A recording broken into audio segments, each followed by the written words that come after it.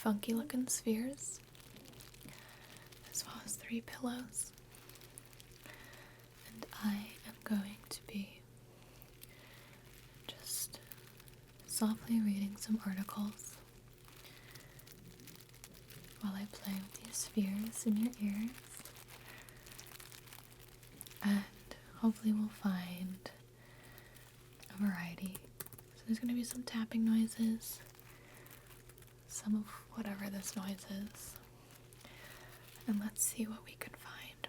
Well, first I want to show you my laptop. Now this is my new editing laptop, and I thought I got enough stickers, but I didn't. So I have YouTube. This is Dwight from The Office, and he's dressed as Belschnickel, and it says, impish or admirable. This is a Keyblade from Kingdom Hearts. This is a quote from Big Fish, my second favorite Ewan McGregor movie. It says, "They say when you meet the love of your life, time stops." Then we have an ode to the incredible Bob. Happy little mountains. Happy little mountains. Thanks, Bob Ross. And then this is from Avatar. Hello. Zuko here. We have a Meowth with Thug Life, and I was going to cut off the words just because I just like the Meowth with the sunglasses. I have this little bear, and I know he has a name, but I'm not familiar with it. The only reason I have this is because I call my boyfriend Bear, and that's how he'll be referred to on this channel. If you ever want to talk about him, just call him Bear. So I said, yo, why don't you pick one? And I'll put on my laptop, pick a bear, any bear. And there are these like amazing, artsy, really cool, like hipster looking, like bears and grizzlies. And then he sends me this. And he said, yes, this represents me right here. And I'm like, oh my god. Well, he's not wrong, so now he's on my laptop. And then we have Zuko with a little flower crown.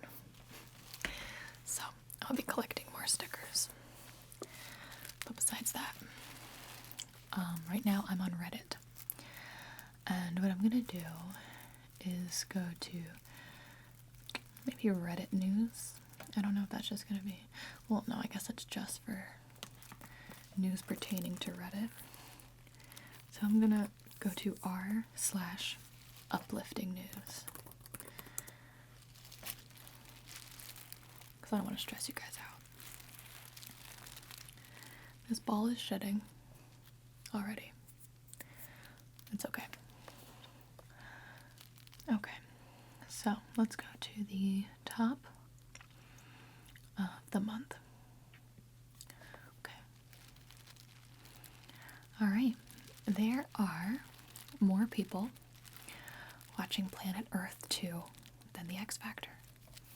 That is pretty uplifting. Alright, let's read about it. Okay, this is an article on the independent.co.uk. It seems the nation's younger citizens are finally favoring the beauty of the natural world over the wailing of amateur singers. The BBC has confirmed that the first 3 episodes of Planet Earth 2 has attracted more viewers in the 16 to 34 age bracket than the X Factor on ITV. The improvements were credited in technology with the show's increased success in its 2nd season, which have brought animals closer to the viewer than ever through the use of remote cameras and made their environments look stunningly high definition and real. I'm told that we are attracting a larger than normal number of younger viewers, and apparently the music of Hans Zimmer in particular is striking a chord, the naturalist added to the Radio Times. And this is Sir David Attenborough. That pleases me enormously. Aside from technology and sound editing changes, Attenborough said, that he believes viewers are simply reconnecting with a planet whose beauty is blemished and whose health is failing, growing to understand that their futures and that of the planet are inextricably, oh my gosh, I've never said this word out loud, inextricably, I'm so sorry, linked. Planet Earth 2's best ratings so far were for the mountain-centric second episode, which brought in 1.8 million young viewers compared to the X Factor's 1.4 million that week. ITV confirmed similar figures to the Times, albeit with a smaller margin. Visually, where Planet Earth took an almost godlike perspective and said, let's look down at the Earth and see the scale of the planet, what Planet Earth 2 is doing is saying, let's get ourselves into the lives of the animals and see it from their perspective. Series producer Mike Gunn said that recently. The visual signature of the series is that you feel like the camera is with the animals. It's very fluid, very active. For example, you might see this wonderful lemur leaping through the forest. Normally when we'd film that, we'd be standing back observing it. But here, the lemur almost jumps over your shoulder. And as it's jumping over your shoulder, you're with it. The camera is running with it. I actually need to watch it. I've seen a few scenes. I think everyone's seen the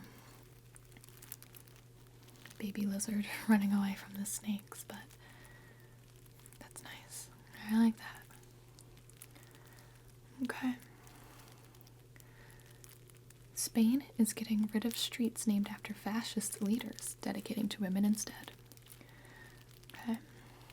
Muslim-owned restaurant offers elderly and homeless free meals on Christmas Day, so no one eats alone.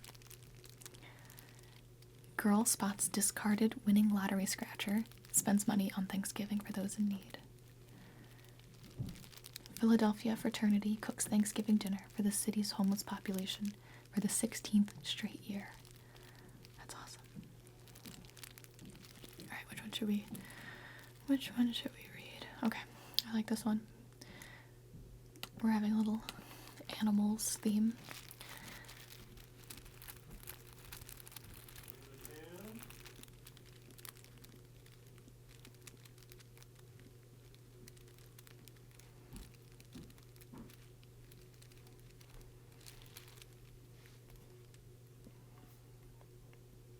Okay, this one says, Sacramento real estate agent gives gift of free adoptions at city shelter through December 31st. A Sacramento real estate agent offers to pay for any animal adopted at the Sacramento's Front Street Animal Shelter for the remainder of the year, triggered by an overwhelming first-day response. The shelter posted the offer from the Kim Passini Houch. I don't know how to pronounce her name, I'm sorry. From Kim on Facebook on Tuesday evening. More than 2 million people had viewed it as of Wednesday afternoon. Bobby Mann, a spokesman for the shelter, said more than 250 people were lined up when the shelter opened at noon, an unprecedented number for the weekday. By mid-afternoon, a sign was posted announcing all cats adopted today. As of about 4:30 p.m., an hour before closing time, 20 cats and 21 dogs had been adopted, said Jenmin Fong, a customer service representative. During Home for the Holidays, the city's shelter at the 2127 Front Street, Kim is picking up the cost of pet adoptions through December 31st. Adoptions usually cost $85 for dogs and $65 for cats. Now I'm going to switch this because it is just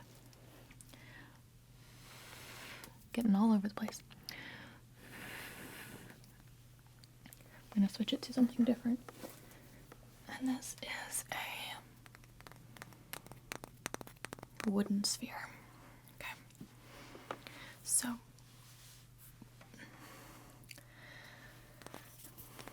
please help us thank Kim for her tremendous act of kindness, reads the Front Street Animal Shelter's Facebook post. Shelter officials hope that Kim's offer will help clear out the shelter's kennels and cages. The real estate agent said on her website that in 1984, she adopted her dog Teddy from the Front Street shelter. When she first saw the little bundle of fur, he was a terrified terrier. But once home, he was a playful mutt with a penchant for singing along with a particular Stevie Wonder song. When the words, "I just called to say I love you," came on the radio, Teddy would howl until the song ended, she said. "I loved him with every inch of my being and have missed him greatly," Kim wrote on her website. She thanked the Front Street employees and volunteers for their efforts. Despite Wednesday's cat clearance, there are still many more to adopt. Man said about 650 animals are in foster care and will be brought into the shelter as space opens up. People are really taking this opportunity to take a pet home for the holidays, he said. The pet's being offered for adoption free of charge, but it's not a drive-through service, Man said. People seeking to adopt pets meet with shelter volunteers who counsel them on the responsibility and cost of pet ownership and try to match the pet with the prospective owner's lifestyle. Before they go to new homes, the animals are spayed or neutered and inoculated against common diseases. They also get a pet tag and a city license, Man said. Thalia? I'm so bad at pronouncing names. Thalia Orozco said she saw the free adoption announcement on Twitter and came to the shelter looking for a German Shepherd for her friend's birthday. "He wants a puppy," she said. Yosmara Mendoza said a friend's dog had died and she was looking for a German Shepherd or Husky for him. She said she'd spotted a good prospect at the shelter. Peaches Hayes and her family just found the dog they were looking for, a pit bull mix, about 4 years old. Hayes said the dog got along well with the children during the time the family spent with it in an outdoor play area. Man said it's unlikely the shelter will run out of pets for people to adopt before the end of December. The shelter takes in about 11,000 unwanted animals annually, he said. Front Street Animal Shelter is open from noon to 5:30 p.m. Wednesday through Friday and noon to 5 p.m. Saturday and Sunday. And you can see more information at frontstreetshelter.org, and there's an adorable picture of a puppy. Okay. There's a lot of articles. There's an article about you can't declaw your cat in New Jersey anymore. Hundreds of people and their dogs join 18-year-old Walnut the Whippet for his final walk on his favorite beach. Well, that is just... Is that uplifting or make me want to cry? 86-year-old man learns to knit to make hats for premature babies. All right, we're going to read this one.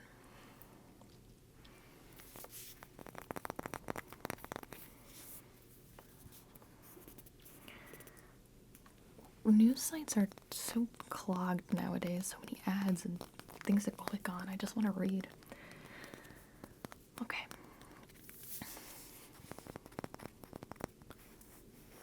More than 300 preemie babies at the NICU at Northside Hospital in Atlanta are sleeping more cozily thanks to the efforts of an 86-year-old man. Ed Mosley, a resident at Dogwood Forest Assisted Living in Ackworth, Georgia, taught himself to knit so he could make precious warm hats to donate to the babies this holiday season. "I prevailed on my daughter to get a kit, and it comes with the right size loom and the right tools to help you knit one," Mosley told ABC News. "I just followed the instructions. It was easy. Somehow I had never knitted, and I always associated knitting with a bunch of needles, but this looked pretty doable to me. I went through 2 or 3 before I came out with a good finished product." By the time he was finished, he had personally knitted 55 colorful, comfortable baby hats in response to his living community's challenge to knit as many hats as possible for the hospital. "Our corporate office gave us a challenge to see how many knit baby caps each community could make," Joanne Hobbs, the facility's executive director, explained. "The goal was 200 caps for the entire 8 communities, But it seems that Dogwood Forest was the only one to really participate. Mosley is largely to thank for that. As a recently retired engineer, he excitedly took on the challenge and even held classes for his fellow residents to get them inspired as well. I must be a lousy instructor because I didn't get many takers, he laughed. But with the help of one of his caretakers, other staff, friends, and family, Mosley had more than 300 hand-knit caps to present to the NICU Thursday, and the parents of those preemies couldn't have been more appreciative of the heartwarming gesture. It means a lot to us because this is our second stint at the NICU, said Doug Bunt, who welcomed his youngest son, Matthew, on November 12th. We have a 5-year-old who spent 54 days up there. To know that there are other people who are thinking about the well-being of these babies, our babies, it's really nice to know.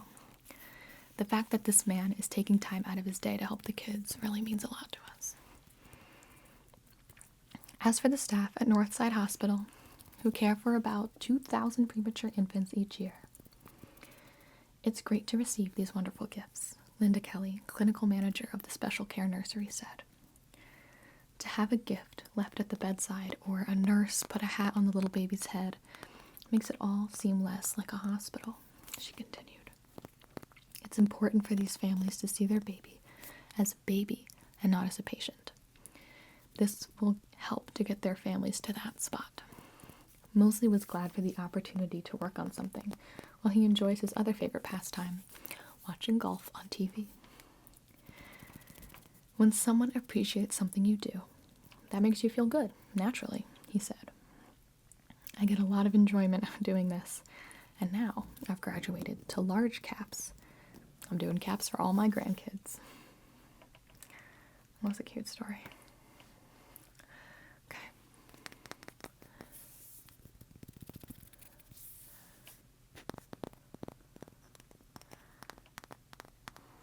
Let's see.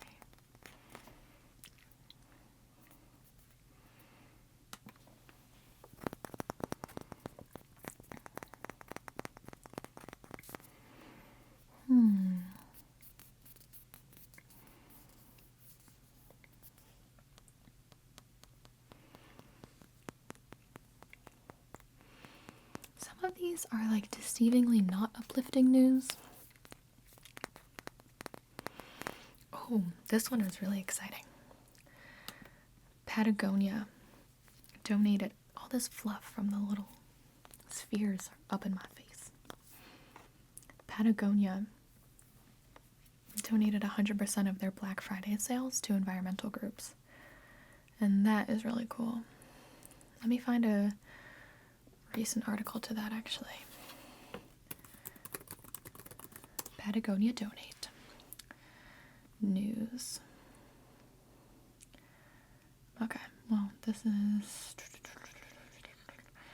Let's do Fortune. Fortune.com.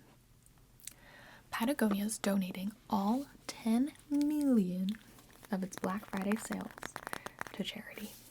Let's switch to... Okay, I don't know if this one's going to be all sheddy as well. I'm going to do this for a little bit, but then I'm going to switch to the pillows because these are just getting everywhere. I'm all itchy. Okay, the sales were 5 times bigger than expected. Patagonia saw record-breaking sales this Black Friday, and it's giving all of that money to charity. The sustainable clothing brand announced last week that it would donate 100% of its Black Friday 2016 sales to organizations that benefit the environment. After projecting that it would hit $2 million in sales, the company was greatly surprised to find that it sold $10 million worth of merchandise. See, now I have an ad popping up. Go away. As Patagonia wrote in a blog post, this will allow them to donate money to hundreds of grassroots environmental organizations. Patagonia has donated to grassroots organizations before, but it's never done anything quite like this. Donations usually go in to small groups that work at a local level to combat climate change and protect the environment. Previous recipients have included the Bronx River Alliance, the Alabama Environmental Council, and Breathe Utah. Patagonia tends to donate to organizations that are underfunded and under the radar. We have a problem, the company wrote in its post. By getting active in communities, we can raise our voices and defend policies and regulations that will protect wild places and wildlife, reduce carbon emissions, build a modern energy economy based on investment in renewables, and, most crucially, ensure the United States remains fully committed to the vital goals set forth in the Paris Agreement on climate change. Patagonia said that the decision to donate all of its Black Friday sales was inspired by the election, a sentiment shared by many others. Fortune previously reported that donations to the ACLU, Planned Parenthood, and other civil liberties groups have skyrocketed since November 9th. Additionally, billionaire investor George Soros has pledged $10 million to help combat the recent rise in hate crimes. All right.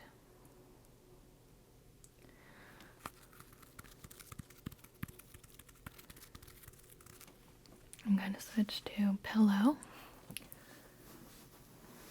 I have this one here. I think this might be better. And I'm going to go to one of my favorite websites, and that is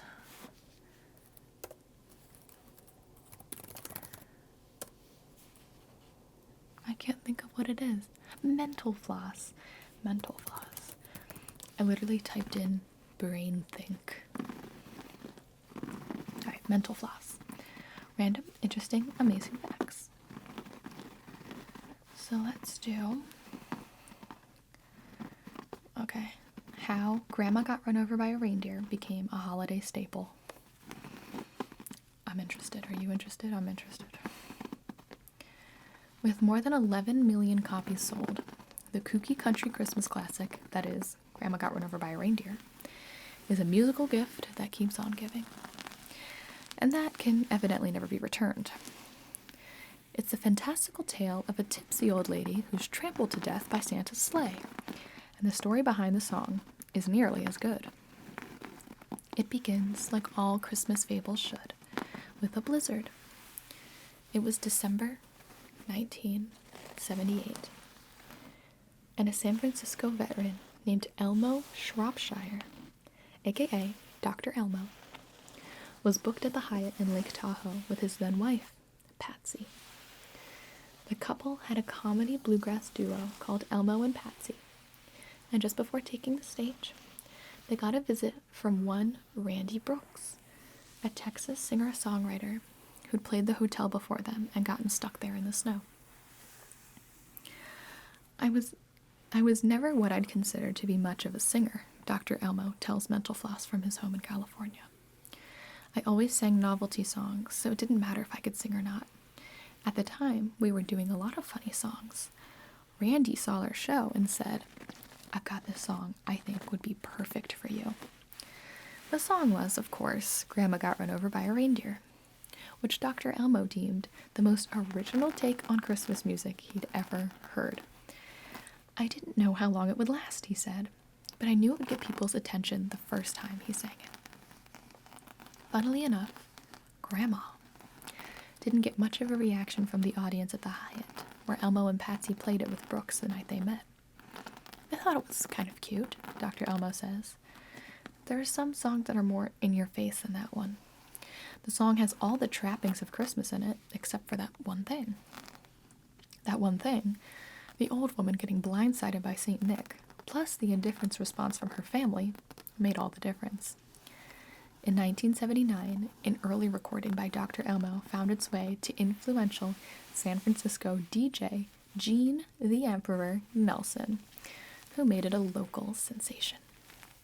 Then December 26 rolled around, and Dr. Elmo figured the fun was over. Not even close. The following year, Word spread from radio station to radio station, says Dr. Elmo, who wisely secured the publishing rights early on. This wasn't anything that started out with any big-time radio hype. We weren't giving DJs cocaine or women or anything. I didn't have the wherewithal to do all that stuff. Dr. Elmo self-released 500 copies on 45 RPM vinyl, and by 1981, as the buzz continued to build, he dared to think bigger. In 1982, a company in Nashville contacted him about pressing up 250,000 copies. Dr. Elmo feared he'd be stuck with a garage full of unwanted product, but the records flew off the shelf like Santa's caribou. Caribou. That's when he decided to sell his veterinary hospital to finance a music video, which he shot for $30,000 at his home. At this point, he still didn't have a record deal. After I made the video, I had what you call filmmaker's remorse, Dr. Elmo says. I paid all the money and nothing was happening. The 250,000 copies was a good sell, but we didn't make any money. Not enough to pay for the video. But the investment paid off. In November 1983, Dr. Elmo got a call from MTV. The network loved the clip, and it's easy to see why. Although Grandma lives in the end, a happy ending Dr. Elmo figured was necessary to sell the thing. The video had a vaguely subversive, charmingly low-budget quality that was bound to appeal to teenagers. In the last week of the Christmas season, with the vid in heavy rotation, Grandma passed Bing Crosby's White Christmas on Billboard holiday charts. My father would have rolled over in his grave, Dr. Elmo said with a laugh. He thought Bing Crosby was the greatest singer in the world. And so did I. And so did I. Oh, wow. This actually goes on for a while. But that's the story. You know, people still listen to it. That's really interesting. See, this is why I love mental floss. Okay, I'm gonna find more articles on here. Okay, I've got Jumbo. I'm gonna put my laptop on top of this. Oh yeah. I'm just gonna scratch on this bad boy. Okay, so there's a section in Mental Floss that is big questions, and that is where they answer questions that you always had or didn't know you had, and they answer them for you. So one that I wanted to click on that I was really curious about is, why do we get lumps in our throat when we cry? And I was like, wow, I always wondered that. You know what? I'm gonna switch to tablet mode. Are you guys ready for this?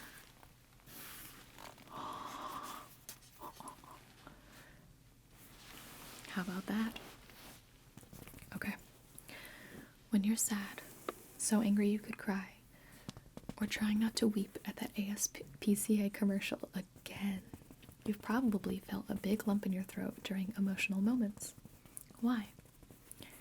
According to clinical psychologist Ad Vinderholtz, what is with all these crazy names? It's all part of our natural fight or flight response. When humans feel stressed, our bodies prepare us to physically take on the obstacle or flee the scene. Our heart rate increases, our blood pressure skyrockets, and our respiration rate increases. The faster rate of respiration impacts the muscles that controls the opening of the throat called the glottis, middle of the larynx. The glottis expands to allow more air in during the preparation for fight or flight. The glottis is where that lump comes in. Oh my god, what a fantastic word. Though the jury is still out on the exact reason the lump forms, it has something to do with the muscle tension and the glottis. The first theory is that when you try to swallow, a process that requires closing the glottis against that expanded glottis, you're creating muscle tension and thus discomfort. Theory number 2 is that the lump mainly occurs when you're trying not to cry, which means you're trying to constrict the muscles in your throat while your glottis is trying to expand. So just let it happen, people. Cry it out, man. The next time you find your throat burning during an emotional moment, the best thing you can do is take a couple of deep breaths and try to relax. Easier said than done, we know.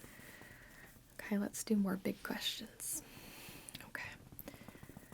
Why don't we do something about, should we do amazing facts or job secrets?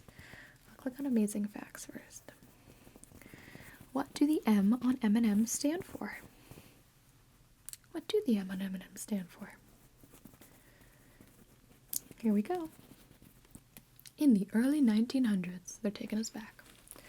Forrest Mars Sr., the son of Chicago candy maker and Snickers bar creator Franklin Clarence Mars, worked his way through Europe, learning the ins and outs of the candy business. He worked for Nestle. He worked for Tobler. He started his own little factory in England. He sold some of his father's brands. Most importantly, he found inspiration. According to confectionery lore, Mars was in Spain during the Spanish Civil War and noticed treats frequently placed in soldiers' rations. They were chocolate pellets coated with a hard candy shell that kept them from melting. These might have been, or been inspired by, the chocolate beans made by Rowntree's of York, England since 1882. Upon his return to the U.S. in 1940, Mars sought out another son of a famed candy man to put his own spin on the Spanish candies. Bruce Murray's partnerships in the new venture was essential to the candy's success during World War II. His father was William Murray, president of the Hershey Company, which meant Bruce and Mars had access to Hershey's sugar and chocolate stores at a time when the ingredients were in short supply. It also guaranteed customers. Hershey had struck a deal with the Army in 1937 to provide chocolate for the U.S. soldiers' ration packs. The partners Mars and Murray dubbed the new candy with their initials, M and M, Mars, Murray. And M&Ms soon found their way around the world with U.S. servicemen, along with the 4-ounce, 600-calorie Ration D Hershey chocolate bar. The story didn't end sweetly for Murray, though. When chocolate rationing ended after the war, Mars bought out Murray's 20% interest in the product and went on to become one of Hershey's biggest competitors. Even with their partnership dissolved, Mars and Murray's initials stuck as the candy's name, and in 1950 was even printed on it. So it wasn't even printed on it at first. That's interesting. Today, the M's are applied to M&Ms in a process that Mars Inc. describes as akin to offset printing. Blank M&Ms sit on a special conveyor belt that has a dimple for each candy to sit in and roll through a machine where vegetable dye is transferred from a press to a rubber etch roller that gently prints the M on each piece. The printer can stamp some 2.5 million M&Ms an hour. Some candies make it off the line M-less, but Mars doesn't consider these rejects. Minor variations in the shape of M&Ms, especially the peanut ones, make uniform stamping difficult, and the machine is set up to let some blanks slip through, rather than mark every one and break some candy shells in the process. Interesting. So, one time, my entire pack of M&Ms was all W's, so I got a refund. Let's go to, there's this thing called lists. Oh, these are like the listicles. Let's see what we got. I want to go to like a top, you know what I mean? Like I want to see top of lists. I guess this isn't like Reddit.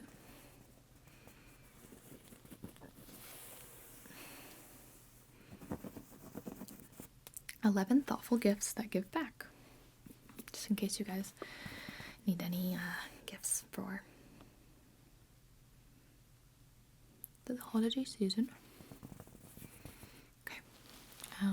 Before I read this, I'm gonna switch pillows. I'm gonna lift this up.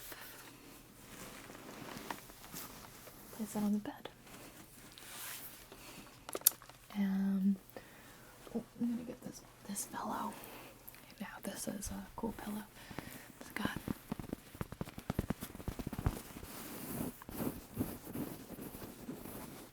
little dots. Okay. Excuse me, sir. Okay, so. Oh my gosh, I can hold it like this. My world has changed. I just got this computer, so I'm not really sure how it works. Okay, I'm just gonna leave it there. Go away. I just want to read. Okay, I got it. Alright, and I want to make sure you can see my scratching a little better. Okay, let's do this. Giving feels great. So great that there's an entire holiday season devoted to it. This year, instead of limiting yourself to conventional presents, give a gift that extends that warm and fuzzy feeling to your loved ones. Making a donation in someone else's name or giving an item that benefits a charity is the perfect way to brighten the holidays for those who need it most. And when your friends and family feel included on the effort, a little generosity can go a long way. So the first thing is the One World football for $40. For every soccer ball purchased from the One World Play Project, one ball is given to children in a disadvantaged community. The organization's model is simple but effective. So far, over 1 million balls have been distributed in the name of the power of play. Each ball is ultra durable, making it a great gift for any roughhousing kid. I'm really bad at soccer. A whole turkey for a big cat, $20. More than 80 lions, tigers, and bobcats, cougars, and other exotic cats call the Big Cat Rescue Sanctuary in Tampa, Florida home. After rescuing the abused or abandoned animals, BCR provides them with shelter, health care, and plenty of fresh meat to eat. One of their favorite treats to enjoy around the holiday is poultry. For $20, you can make a big cat stay with a whole turkey given in someone else's name. The sanctuary also lists cheaper gift options, $10 for a chicken, or half a turkey for medium-sized cats, and a $5 Cornish game hens for even smaller cats. If your donation exceeds the cost of a bird, that money will go to meeting other needs around the sanctuary. Number 3. The Autobiographer's Handbook. An autobiography. Autobiographer? No, just autobiographer. The Autobiographer's Handbook. The 826 National Guide to Writing Your Memoir. Oh my gosh. If you're looking to give a way to give back to a nonprofit, I'm not sure what this does. So if you buy this book, The National Guide to Writing Your Memoir, I guess I haven't heard of an 826 chapter. I'm not sure what that is. I'm sorry if that sounds ignorant, but this is a how-to guide full of precious nuggets of advice from accomplished writers like Elizabeth Gilbert, Nick Hornby, and Sarah Vowell. In addition to upping your memoir writing game, the proceeds of each purchase will directly benefit the student programs offered at the 826 centers across the country. I hear a plane. That's in my video. Don't worry, it's not in your headphones. It's a very loud plane. I don't know why it's so loud. But I will move on to these Roma boots. And they're like rain boots, rubber boots. Roma. Excuse me, sir. I'm filming. I'll just have to scratch louder than it. Every time I think it's going away, it comes back even louder. I'm just gonna glare at the window till it's gone.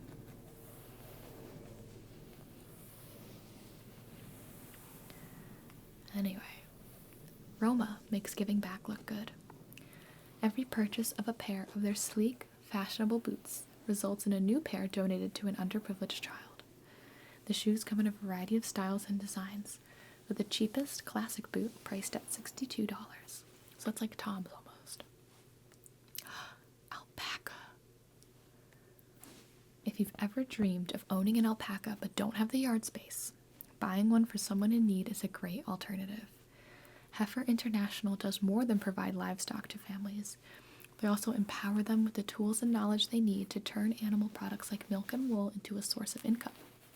Alpacas are some of the more fun items in their gift catalog, but gifters have their pick of farm animals ranging from $20 for a flock of ducks to $500 for a heifer. After selecting the gift, donors can send a personalized card to the person who inspired it.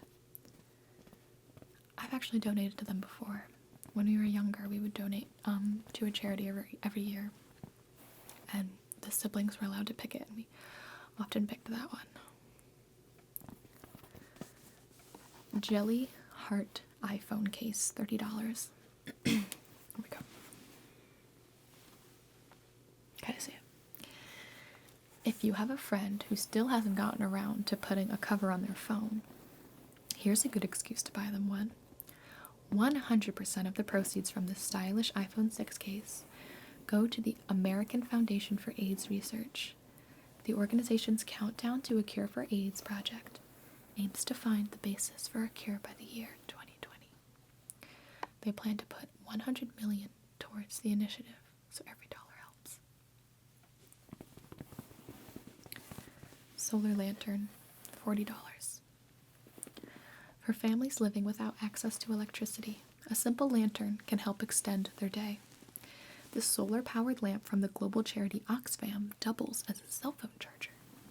And because it runs on sunlight, owners never have to worry about spending money on fuel or batteries.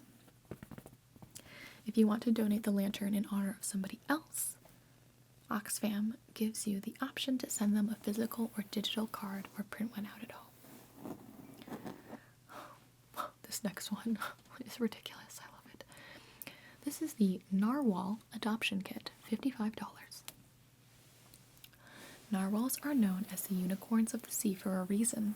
They're mysterious, elusive, and famous for their horn-like teeth that grow up to 8.8 feet long. For just $55, you can symbolically adopt the sea creature for yourself or someone you know. An adoption kit includes a photo, a plush toy, a gift bag, a species card, and an adoption certificate from the World Wildlife Fund. Donors looking to make an even bigger impact can choose to opt out of the gifts, with more of the proceeds going towards the WWF's conservation efforts around the world. And if you don't have any whale lovers in your life, WWF has dozens more adoptable species to choose from. My second grade class adopted a manatee. Mosquito net, $10. Okay, so my card was full and I didn't realize it. So I don't know when it stopped, but the last thing I was talking about was a mosquito net for $10. It's through this campaign called Nothing But Nets, and they donate a mosquito net to someone who needs it in sub-Saharan Africa to prevent malaria. I think that's really cool. Anyway, the next thing I was going on was cookie jar mix. If you don't have the energy to bake cookies for everyone on your gift list this season, buy them a jar of dry mix instead. Yeah, let them do the work. The mixes come in 2 flavors, pumpkin and s'more, and include a recipe for putting all the components together. The cause it benefits makes this sweet treat even more satisfying. For every jar purchased, That's Caring will donate a weekend food bag to a child facing food insecurity. The Unexpected Pitbull 2017 calendar, $20. This 2017 wall calendar shows that pit bulls are just as deserving of love as any other breed. The calendar includes photos of the dogs jumping, snuggling, and striking handsome poses, and each month features a true story from a human owner who's taken a pit bull into their home. All of the proceeds go to helping dog rescue and advocacy groups. I got so into this article, I forgot to. For animal lovers who can't adopt a pet of their own, hanging up this wall calendar is a simple way to show support. Okay, that is pretty good. Scroll up.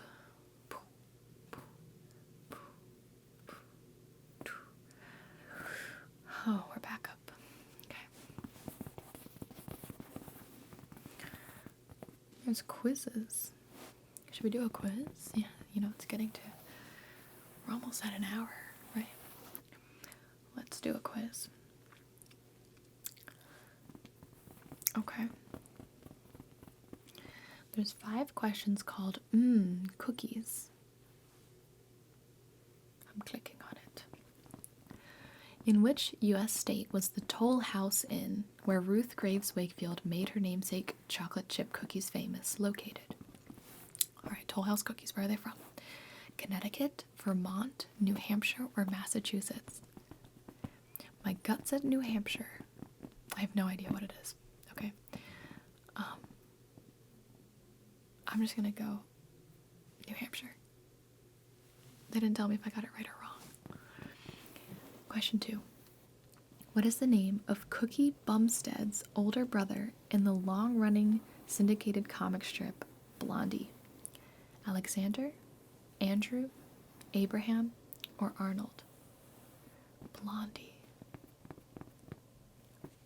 I know what it is, but I don't read it. Some of you are probably yelling at me right now.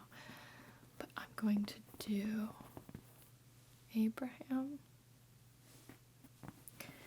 In a classic episode of the TV sitcom Taxi, which character brought homemade cookies that unwittingly contained coca leaves to the garage to share with his coworkers? I've never seen this either. Is it Louie, Reverend Jim, Latka, or Tony? I mean, it would be funny if the Reverend did it, so I'm going to pick that. Who won a Best Supporting Actor Academy Award for his role as an ambulance-chasing personnel injury attorney in the 1966 film The Fortune Cookie? The answers are George Segal, Walter Matthau, Lee Marvin, or Lee J. Cobb. I'm totally, making myself look so young right now. There's 2 Lees, and I've been taught that that means that one of them's the right answer. So I'm going to do Lee Marvin. Question 5 of 5. What department store has long been the subject of an urban legend regarding a mom who tried to buy their cookie recipe for $2.50, only to later discover it meant $250? Saks Fifth Avenue, Bloomingdale's, Neiman Marcus, or Nordstrom? I'm going to go with the Saks. I scored 0%. Literally 0%. Okay, so the first... I knew none of them. So the answer to Toll House Inn was Massachusetts. The answer to Blondie was Alexander. The answer to Taxi was Latka. The answer to the Fortune Cookie was Walter Matthau. The answer to the department store was Neiman Marcus. I'm lame. Who said it? Joe Biden or Michael Scott? I'm only clicking this one because I know Michael Scott. I know... Okay, here we go. Here we go. His mom lived in Long Island for 10 years or so. God rest her soul. And although she's... Wait, your mom's still alive. Your dad passed. That's Joe Biden. I've got to make sure that YouTube comes down to tape this. That was Michael. You may look around and see 2 groups here, white collar, blue collar, but I don't see it that way. And you know why not? Because I am colorblind. Michael Scott. It's not... Oh, I'm skipping this one. It is not appropriate. Abraham Lincoln once said, "If you're a racist, I will attack you with the North." That was Michael Scott as well. And I love babies. I think they're beautiful in all sorts of different ways. I try to pick up and hold a baby every day, if possible, because it nourishes me. Michael Scott. You know what? I'm embarrassed. Do you know the website number? I should have it in front of me, and I don't. I'm actually embarrassed. That must be Mr. Biden, because I don't remember that. You cannot go to a 7-Eleven or a Dunkin' Donuts unless you have a slight Indian accent.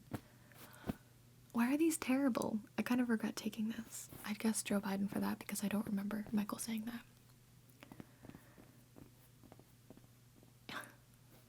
I'm just going to skip through this. Pizza, the great equalizer. That's Michael. I scored 100%. I scored 100%. Oh my gosh, I'm so excited. Wowee. Well, I know Michael Scott, basically.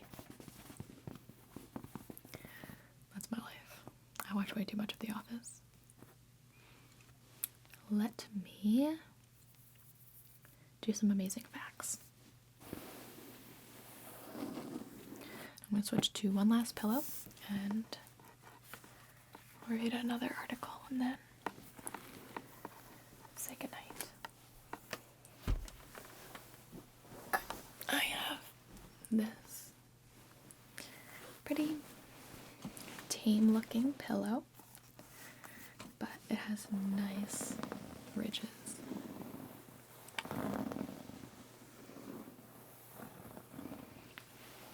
Okay, I'm just going to hit you with some random facts.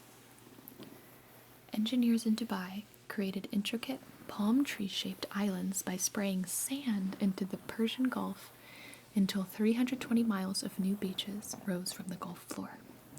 That does not sound natural. Hit me again. Hit me again. When Treasury Secretary Salmon P. Chase designed the original $1 bill in 1862, he put his own picture on it. This is how to steam clean your microwave. Fill a microwave-safe bowl with 1 to 2 cups water, 2 tablespoons of white vinegar, and a few drops of essential oil, and zap the mixture for 5 minutes.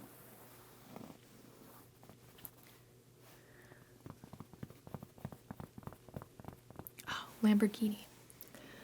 So, he made tractors until he went to Enzo Ferrari to complain about a Ferrari he had bought. Lamborghini felt snubbed by Ferrari and decided to get into the sports car business. Don't snub your customers. Spiders use their silk in many ways. Aside from building webs, which each spider does on its first try, suggesting inherited behavior, some species of male spiders wrap their food in silk and offer these presents to females. How romantic. Oh wow, this one's crazy. Grand Duke Francesco I of Tuscany, this is in 1541 to 1587, that's when he lived, promised his clever mistress, Bianca Capello, that he would marry her, but only if she bore him a son. Not willing to let anything get in her way, the Baron, Bianca, simply pretended to be pregnant for 9 months. She then adopted the newborn son of an unmarried girl, smuggled the infant into her bedroom, and secured the crown. I love that fact. Good for her. The hood ornament of a Rolls Royce is named the Spirit of Ecstasy. The world's strongest beer has an ABV of 67.5%. It's brewed from a mix of smoke peat malt, champagne yeast, and ale yeast. Okay. So, those are all of the things I'm going to read today. Hopefully, you got some enjoyment out of that. Sorry, I kept looking weirder. I kept looking at weirder and weirder articles and stuff to read you, but I hope you enjoyed regardless, and you got some nice, relaxing sounds from these pillows and such. So, just thank you so much for watching, and good night.